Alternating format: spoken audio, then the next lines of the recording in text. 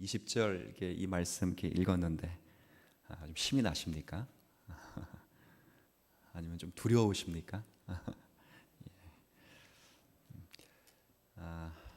3일간도 또 주의 은혜 가운데 이렇게 보내고 여러분 만나뵐 수 있게 돼서 감사하고, 또 최영영 권사님 건강한 모습으로 이렇게 태어나게 돼서 참 귀하고 기쁘게 생각합니다. 제가 가끔 성도님들이 편찮으시면 그런 이야기 좀 해요. 권사님, 아니면 집사님, 성도님, 당분간 교회 나오지 마세요. 근데 이게 그 시험들 이야기이면서도 이렇게, 근데 그런 얘기 들으신 분 가운데는 또 꾸역꾸역 교회를 나오셔야 또. 사실 제 마음은 건강이 회복되는 순간까지는 좀 쉬시면 좋겠다, 그 생각은 하게 됩니다. 옛날에는 뭐 충성을 더 강조했고 다 그랬으나 죄송합니다. 아버지의 마음이 되니까 여러분의 충성보다는 여러분의 건강과 여러분의 신앙의 어떤 본질적인 내용이 더 중요하다, 이렇게 생각이 듭니다. 오늘 함께 나눌 이 사도신경에 오늘 요한계시록 22장을 함께 읽었는데요. 오늘 내용은 예수님의 재림에 관한 이야기입니다. 우리 혹시 지난주 사도신경 나누면서 예수님의 승천과 관계돼서 그런 이야기 나누었죠. 예수님이 승천하셔서 하늘 보좌 우편에 계시는데 우리를 위하여 무엇을 하시는가 그럴 때 제가 세 가지를 말씀드렸습니다. 목회적인 차원에서도 말씀드렸고 신학적인 차원에서 말씀드렸는데, 여러 가지 가운데 세 가지 기억하실지 모르겠지만, 첫 번째는 우리를 위하여 뭐 하신다 그랬죠? 중보하신다 그랬습니다. 두 번째는 세상 역사를 이끌어 가신다 그랬습니다. 마지막은 우리가 거쳐야 할 처소를 예비하신다, 이렇게 말씀을 드렸습니다. 오늘은 예수님에 관한 그 고백 가운데 마지막 고백인 예수님의 재림에 관해서 나누게 됩니다. 거기로부터 살아있는 자와 죽은 자를 심판하러 오십니다. 그래서 이번 주하고 다음 주 2주간에 거쳐서 이 부분을 좀 묵상하게 될 것인데, 이번 주의 내용은 이 신앙 고백이 의미하는 바가 무엇인가, 그러니까 약간의 신앙 고백적 차원을 나누게 될 것이고, 다음 주에 함께 나눌 것은 그러면 재림을 성도들이 어떻게 준비해야 되는가, 조금 성경적으로 말하는 실천적인 부분을 다루게 될 것입니다. 그래서 오늘 내용은 조금 신앙 고백적 차원의 어떤 신앙 내용이자 교리적인 내용이기 때문에 여러분들이 한번 염두에 두셔서 이 설교를 좀 들었으면 좋겠습니다. 누구나 미래에 대한 그런 궁금증은 있어요. 저도 앞으로 10년 뒤, 5년 뒤, 그리고 이 교회가 앞으로 5년 뒤, 10년 뒤 어떻게 될까 참 궁금하기도 하고 때로는 기대가 되기도 합니다. 그런데 사람 일은 죄송하지만 10분 뒤의 일도 예측할 수 없는 게 사람이에요. 제가 중국 다녀오다가 항공기에서 신문을 쭉 읽다 보니까 저도 놀랐는데, 엘빈 토플러라고 하는 미래학자가 죽었어요. 제가 출국하는 날 죽었는데 공지하기로는 6월 29일 날 공지가 돼서 저는 몰랐다가 7월 1일 날 이렇게 오는 동안에 비행기에서 이렇게 신문 보고 알았어요. 대단히 유명한 미래학자잖아요. 그분이 쓴 책 가운데 유명한 책이 몇 권 있잖아요. 제3의 물결이라고 하는 책. 그렇죠.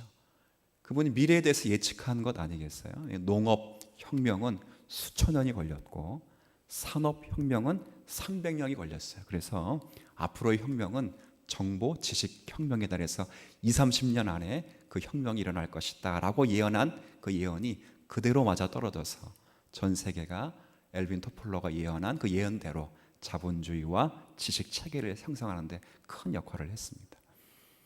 근데 그분도 자신이 예측한 미래가 반드시 그렇게 될 것이다 이렇게 말하진 않았어요. 뭐라고 말하냐면 그렇게 될 것 같다 이렇게 말했어요. 될 것 같다 그랬는데 되었어요. 근데 재림과 관계된 것은, 된 사항은 그렇게 될 것 같다가 아니라 반드시 그렇게 된다야 된다.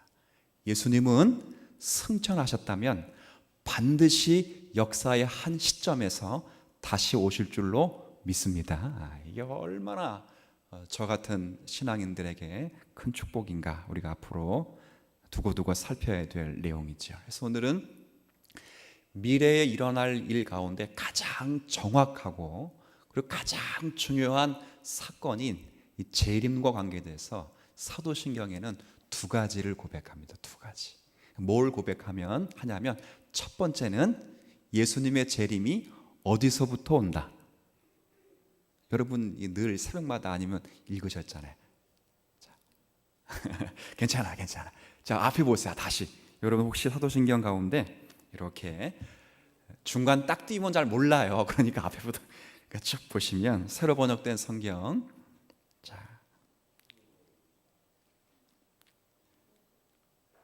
자, 밑에서 네 번째 줄부터 보세요. 하늘에 오르시어 전능하신 아버지 하나님 우편에 앉아 계시다가 첫 번째. 자, 첫 번째 고백은 어디로부터 오신다? 거기로부터. 옛날 그 사도신경 번역을 혹시 여러분 옆에 있으면 보세요. 거기로부터가 어떻게 되어 있죠? 발음도 안 되죠. 저리로서, 저리. 그러니까 거의 대부분 우리는 이게 발음이 저희로서 이렇게 발음이 되는데 원래 의미는 저리로서의 저리. 근데 이 저리라는 말이 잘 이해가 안 되니까 from tense를 그냥 번역해서 바로 거기로부터라는 말로 정확히 번역을 했어요. 그러면 거기로부터 오신다면 어디로부터 오신다는 거죠? 그러자 하늘 보자 우편에부터. 하늘 보자 우편에서 지금 예수님이 뭐 하신다고 그랬어요? 제가 지난주에 우리를 위하여 중보하시고 세상 역사, 요한계시를 통해 늘 살펴보는 거, 세상 역사를 주관하시고. 그러니까 세상 역사를 주관하신다는 건 누구를 위해 주관하신다는 거예요? 그렇죠. 하나님과 택함 받은 성도를 위하여 역사를 주관하신다 그 말입니다. 그리고 우리의 거할 처소를 예비하고 계신 그 예수님이 그 영광된 자리로부터 예수님이 오신다. 두 번째 신앙 고백은 그럼 왜 오시는가? 왜? 그 두 번째. 왜 오신다고요? 그렇죠. 심판하러 오신다. 심판의 대상은 누구예요? 살아있는 자와 죽은 자. 자, 두 가지 고백이에요. 거기로부터 영광된 자리로부터 예수님은 다시 오시는데 왜 오시는가? 뭐하러 오신다고요? 자, 제가 물어볼게요. 두렵습니까? 기쁩니까? 만약에 두려움은 아까 22장 20절을 사도 요한이 이야기를 했을까 안 했을까요? 안 했죠.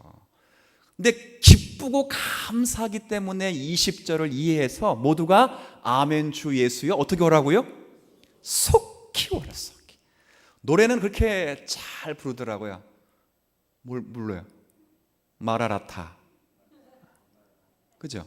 우리 저기 보니까 뭐 이렇게 새노래 중창단도 부르고 열심히 부르는데 정말 기쁜지는 제가 모르겠어요. 얼굴은 일단 기뻐요. 샤 기쁜데 정말 기쁜지. 이 심판하러 오신다는 게 얼마나 우리에게 큰 유익이 되는지. 왜 상 주시러 오신다 이렇게 말하지 않고 심판하러 오신다 이렇게 말씀하시는지. 이게 나쁜 표현이 아닙니다. 예수님은 첫 번째 신앙 고백 재림 때는 어디서부터 오셔요? 그 영광된 그 하늘 보좌 우편. 누굴 위해서 그 자리에 계셨어요? 누구 위해서?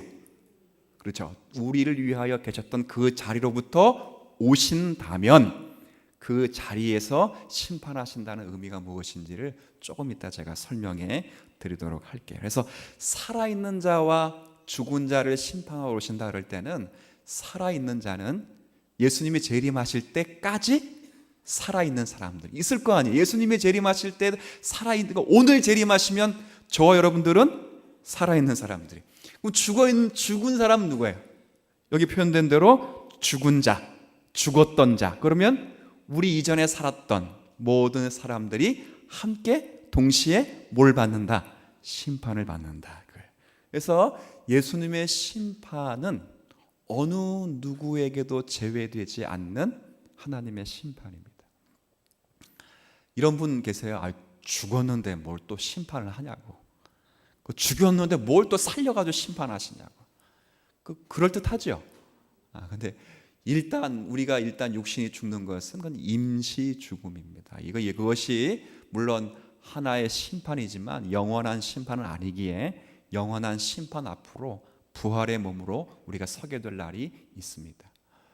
우리가 역사를 이렇게 살피다 보면 이 역사 속에서 얼마나 많은 불의와 폭력이 나타나는가를 우리가 알 수 있습니다. 근데 이 불의와 폭력에 대해서 역사 안에서 충분한 처벌이 있었거나 충분한 보상이 없이 이루어지지 않은 채 역사가 그냥 흘러갔던 적이 참 많습니다. 그러니까 수많은 서민들이 잔혹한 죽임을 당했음에도 불구하고 누구로부터 충분한 보상과 마음의 위로를 받지 못한 채 역사의 뒤안길에 묻혀 그냥 그렇게 사장되는 그런 경우가 종종 있었어요. 일단 여러분 잘 아신 대로 독일의 히틀러 같은 경우는 유대인 몇만 명을 사살했다는 거 아니에요? 600만 명 아닙니까? 근데 어느 누가 그 600만 명이 살해될 때 어느 누가 자신의 죽음에 대해서 보상을 받거나 위로를 받은 적이 없죠. 전쟁이 끝난 후에 독일인들 가운데 일부가 유대인들의 무덤을 찾아가서 눈물을 흘린 것, 그게 전부이나 그렇다고 해서 그것이 죽은 분들 빼앗긴 목숨과 생애와 잃어버린 그 생애가 보상되거나 그러진 않죠. 다른 나라 이야기할 필요 없어요. 우리 일제 강점기 때 대동아 전쟁을 모토로 해서 수많은 우리 선진들의, 우리의 선조들의 목숨을 빼앗아 갔던 그 잔혹한 역사가 있고, 또 우리의 위안부들이 끌려가서 수많은 인명의 어려움을 겪었죠. 무엇으로 보상을 받았습니까? 지난번에 외교관들이 서로 만나가지고 그냥 기념관 하나 세워주고 100억 주고 더 이상 말하지 말자, 이게 될까요? 아니요. 수백조를 갖다 줘도 그들이 받은 피해와 우리 민족이 받은 상처는 무엇으로도 보상이 될 수 없습니다. 지금도 반세기 동안 저 북한 김일성 체제하에서 지난 반세기 동안 수없이 많은 죽음을 당하고 인권이 유린당한 채 복음을 들을 기회도 없고 유복한 경제 생활을 할 수도 없었던 그들, 그러면서 처절하게 죽어갔던 그들, 동시에 그런 전쟁 때문에 이 남한에서도 이산 가족이 되어서 수십 년을 남북이 갈려져 있다가 슬픔을 안고 있다가 결국 죽음에 빠진 우리의 선조들을 과연 무엇으로 보상할 수 있겠냐, 그 말이에요. 그때 우리는 이렇게 물어볼 수 있어요. 과연 하나님의 공의의 통치는 어디에 있는가? 하나님이 살아계신다면 과연 어떻게 역사 안에서 그런 일들이 있을 수 있을까? 그토록 많은 사람들이 가슴을 치고 그렇게 희생되어 갔지만 아무런 위로와 보상을 받지 못한 채 어떻게 그렇게 역사가 안에 뒤늦게 묻혀질 수 있을까? 하나님이 어떻게 그렇게 하시면서도 공의의 하나님이 되실 수 있을까? 이게 제가 왜 이런 얘기를 드리냐면, 이게 지금 우리가 읽고 있는 시편의 내용들이 많은 경우에 이런 내용들이 있습니다. 앞으로 73편을 또 읽게 되겠지만 거기에 시인은 이렇게 얘기했어요. 나는 거의 실족할 뻔하였다. 그리고 나는 내 걸음이 미끄러질 뻔하였다. 누구 때문에? 하나님 때문에. 왜 하나님 때문에 시험 들어요? 악인들이 저렇게 악을 일삼는데도 잘 먹고 잘 살고 여전히 떵떵거리고 살고 있는 그 모습 때문에 과연 하나님이 공의로우신 분이 맞는가에 대한 그런 회의감, 그런 실족감 때문에 마음의 시험을 드는 상태로 하나님에게 호소하고 절규하는 신앙인들의 고백들을 우리가 수없이 읽게 되죠. 그럼 정말 하나님의 공의는 사라진 것인가? 이게 이제 우리가 늘 묻는 물음이에요. 그런데 그렇지 않다는 거예요. 하나님께서 역사 속에서 반드시 자신의 공의를 행사할 것인데, 그게 바로 뭐냐? 우리가 고백하고 있는 예수님이 뭐 하실 때요? 재림하실 때.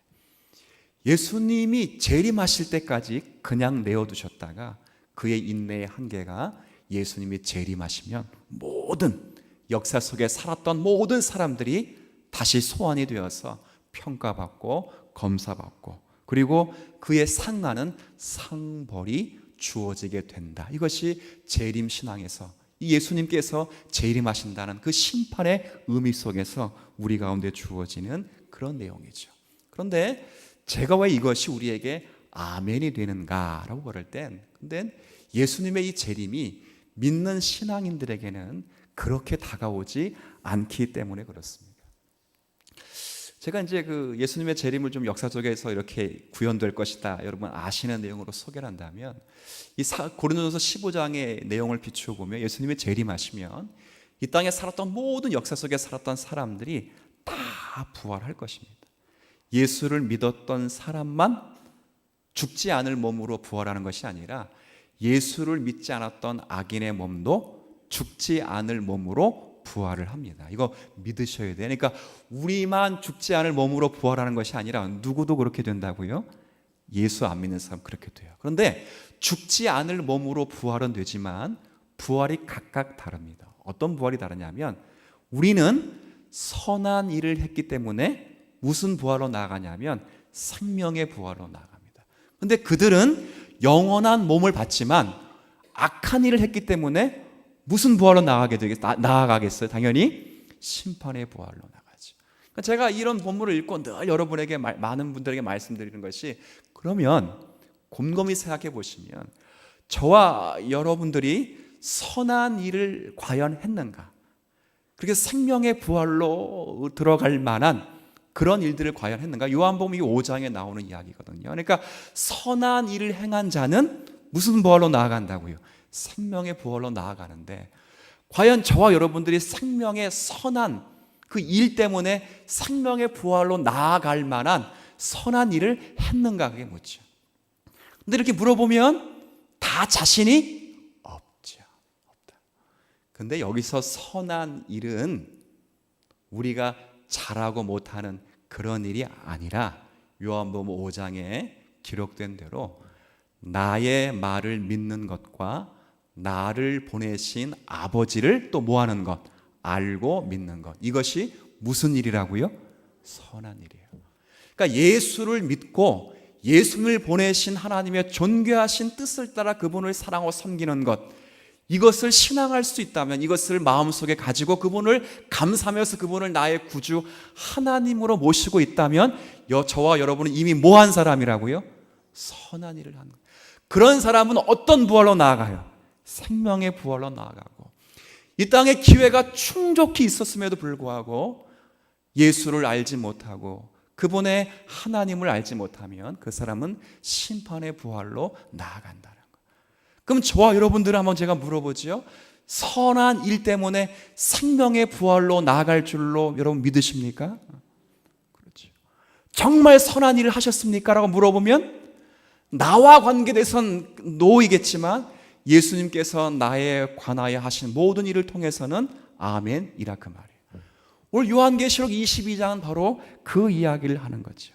바로 예수님께서 그렇게 오실 때에 예수님과 더불어 임하게 되는 새하늘과 새 땅의 백성이 되어서 그 나라 안에서 마련된 모든 축복을 우리 모두가 함께 누릴 수 있다는 것을 요한계시를 통해서 우리에게 가르쳐 주고 있어요.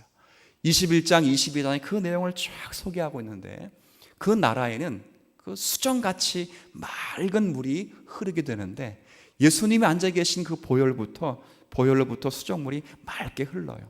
근데 그 물을 마시면서 우리가 목마름을 당하지 않게 될 것이고, 또 그렇게 그 예수 앞에서 우리가 더 이상 가람도 없고 수고도 없고 곡도 없고 애통감과 질병이 없는 눈물을 씻겨주시는 하나님의 놀라운 은총을 발견하게 돼요. 제가 늘 신비로운 것은, 근데 그 나라 새하늘과 새 땅에는 뭐가 없냐면 햇볕과 해와 달이 없어요. 왜 해와 달이 없는가? 자, 이건 한번 좀 읽어볼게요. 제가 참 이 표현을 참 좋아하는데요. 23절, 21장 23절 한번 보세요.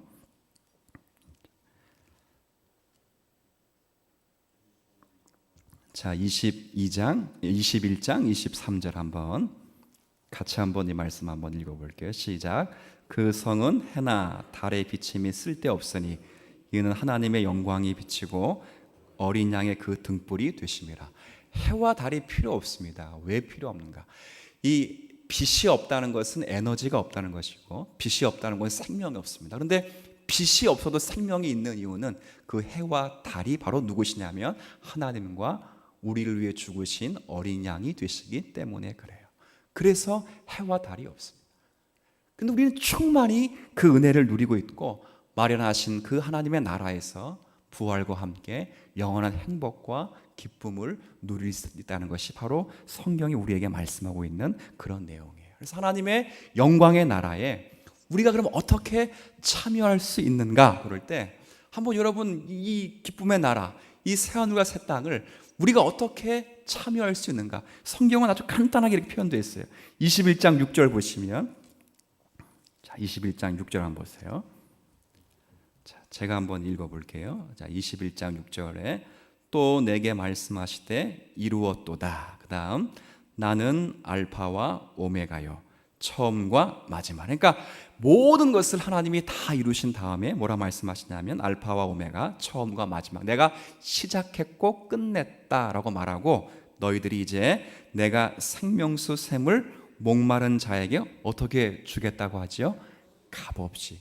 그러니까 여러분들은 새하늘과 새 땅에 어떻게 들어가느냐 할 때 어렵게 생각할 것이 없이 값없이 들어간다 그 말이에요. 근데 이 말을 반복하고 있어요. 22장 17절에도, 자, 22장 17절에 제가 한번 또 이 말씀을 읽겠습니다. 성령과 신부가 말씀하시기를 오라 하시는도다. 듣는 자도 오라 할 것이요, 목마른 자도 올 것이요, 또 원하는 자도, 그 다음 보십시오, 어떻게 받아 먹으라고요? 값없이.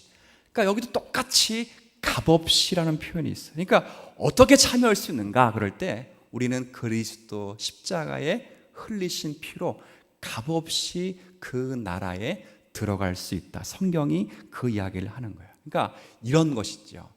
아까 제가 예수님이 재림하시게 되면 예수 믿는 사람만 부활하는 것이 아니라 모든 인류가 부활해서 다 예수님 앞에서, 하나님 앞에서 뭘 받는다고 그랬어요? 심판을 받습니다. 그러니까 우리도 심판을 받아요. 우리도 심판을 받을 때 역사 속에서 행했던 모든 죄들을 낱낱이 다 받습니다.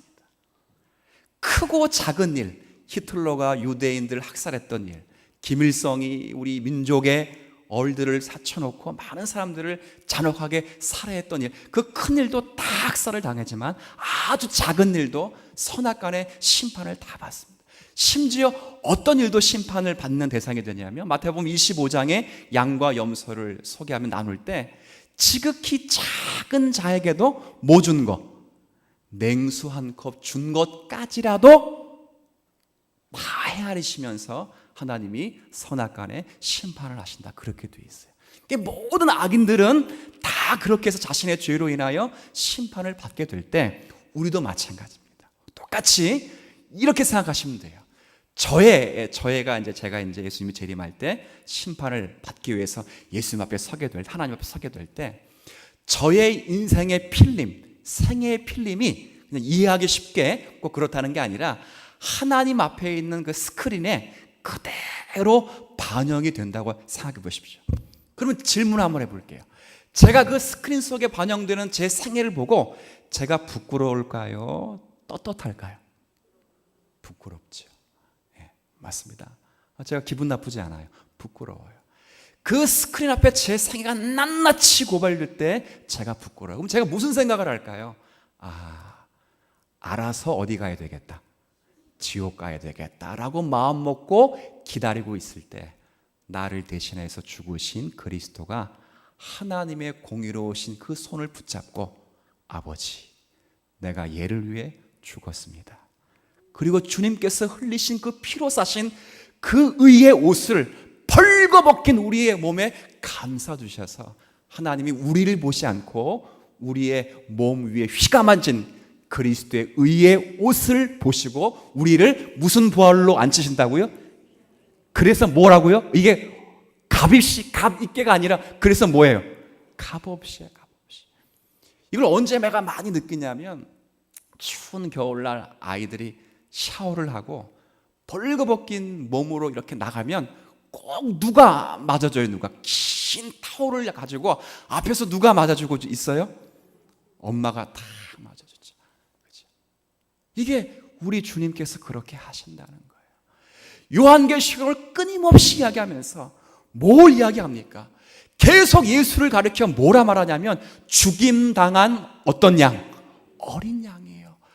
세상 죄를 지고 갔던 그 어린 양이 우리를 위해 죽으시고 우리를 위해 죽으신 다음에 부활하셔서 하나님 보좌 우편에 능력 있는 모습으로 살아계시는데, 그럼에도 그의 모습은 어떤 양이라고요? 어린 양. 누구에게 한없이 어린 양이 되는가? 우리를 위해 죽으신, 우리를 위해서 한없이 어린 양이 되시고 그들을 위해서 인자와 자비를 베푸신 다음에 재림하실 때에도 구원하신 그 구원을 완성하시기 위하여 오신다는 게 요한계시록이 우리에게 말씀하고 있는 내용이에요. 이것과 똑같죠. 저 어릴 때만 해도 다 여러분들 가족이 그만하게 사셨죠. 그날 벌어서 그날 이렇게 먹고 살게 아마 그렇게 사셨을 것 같아요. 그래서 제가 막내 동생하고 나이 차이가 좀 나는데 여동생하고는 제가 2살 차이가 납니다. 그래서 제가 5살 되고 여동생이 막 3살 좀 될 때 이 엄마 아빠가 이제 일을 하러 나가면 그 제가 이제 동생하고 이렇게 살아요. 그럼 제가 동생하고 싸울 것 같아요? 아니면 잘 볼 것 같아요? 싸우죠. 거의 대부분 싸웁니다. 근데 어머니가 꼭 그렇게 이야기해요. 너 내가 올 때까지 동생 잘 봐. 잘 보면 내가 맛있는 걸 사주고 못 보면 너 혼낼 줄 알아. 그만 때려? 하고 갔어요. 그리고 나서 어머니가 그 이야기하고 나서 나는 처음에 마음은 뭐라고 먹냐면 잘 봐야지, 잘 봐. 근데 애가 말을 듣나요? 안 듣죠. 꿀밤을 때려도 말을 안 듣죠. 오히려 대들죠. 싸우다 보면 서로 머리끝을 붙잡고 싸우죠. 부모가 와서 뭐 할까요? 너 안종선 이건 A, B, C, D 잘못해가지고 이건 잘한 것 아니요. 그렇게 하지 않습니다. 자신이 일하러 간 사이 동안 혼자 있었던 그 아들, 딸을 위해서 아낌없는 사랑으로 그 자녀를 품으시는 게 부모이시듯이 우리 예수님께서 재림하실 그때에 우리가 값없이 생명의 부활로 나아갈 수 있는 것은 우리의 은덕과 공덕이 아닌 예수 그리스도의 은총과 사랑으로 주님의 넉넉한 은혜를 누릴 수 있다는 것, 이것이 사도신경이 우리에게 말씀하고 있는 신앙의 고백인 줄 아시길 바랍니다. 그럴 때 우리가 여기 20절 말씀, 마지막 22장 20절 말씀, 한번 이 말씀 같이 다시 읽어볼게요. 시작. 이것을 증언하신 이가 이르시되 내가 진실로 속히 오리라 하시거늘 아멘. 주 예수여 오시옵소서. 정말 이것이 저와 여러분의 소망이 되시면 좋겠고, 그리고 여러분이 신앙의 위로와 기쁨이 되실 수 있는 이 말씀이 되시면 좋겠어요. 다음 주 이 말씀 연이어서 계속 설명해 드리도록 하겠습니다. 기도하겠습니다. 하나님 아버지, 주님께서 장차 하늘 보좌 우편에서 이 땅에 다시 오시게 될 것입니다. 거기로부터 영광된 모습으로 오셔서 이 땅의 모든 인류를 심판하시게 될 그때에 모든 인류는 선악간에 심판을 받게 될 것입니다. 우리 또한 선악간의 심판을 받게 될 때에 우리 주 예수 그리스도께서 흘려 세워놓으신 의의 핏값으로 우리가 의의 옷을 따라 거룩함에 주님 앞에 부름받은 성도의 값진 자리를 은총으로 누릴 수 있다는 것, 오늘의 말씀으로 확인받는 성도들이 되어서 우리가 살아가면서 주님 오실 그날까지 우리 신앙된 도래를 굳건히 잡고 우리의 구원을 위하여 다시 오실 그 주님을 기대하며 가슴에 새기며 남은 생애를 살아가는 은혜가 있게 하여 주옵소서. 마치 일터에 나가신 우리 부모님을 간절히 기대하는 그런 자녀들처럼 우리 주님께서 다시 오실 날을 기대하며 그때 우리의 눈에서 흘리는 눈물을 씻겨주시고 다시는 질병과 애통함이 없는 기쁨과 감사가 넘치는 그 은혜의 때를 사모하여 생애를 살아가는 성도들이 되게 하여 주옵소서. 특별히 교회 속에서 상처받고 또 마음에 어려움이 있는 성도들을 위로하시고 저희들의 심령을 주의 은총에 사랑으로 붙드셔서 언제나 하나님 앞에 살며 주의 뜻을 이루어가는 우리 모두가 되게 하여 주옵소서. 이번 한 주간부터 드디어 계획했던 그리고 허락하신 성경학교 수련회 시작하길 원합니다. 해마다 반복되는 성경학교 수련회일지라도 주제를 정하고 또 하나님의 말씀을 가르치기를 소원하며 그 자리에 하나님의 어떠하심, 존귀하심이 묻어나기를 소원합니다. 하나님 역사하실 때 하나님의 뜻을 따라 이끌어 인도하시고 저희들이 순종하여 잘 받들어 기도함으로 그리고 마음과 몸을 쓰므로 그 역사를 이루어가는 성도들 되게 하여 주옵소서. 이 시간 또 예배 후에 사랑하는 성도들이 주의 복음을 증거하며 그렇게 하나님의 나라를 확장하기를 소원합니다. 수고하는 애쓰는 손길을 위로하시고 진리로 붙드셔서 주님의 심정을 배우게 하시고 주님 나라 확장하는 그 자리에 복음을 아는 자로 부름받은 성도의 복을 누리게 하여 주옵소서. 감사드리며 예수님의 이름으로 기도 올리옵나이다.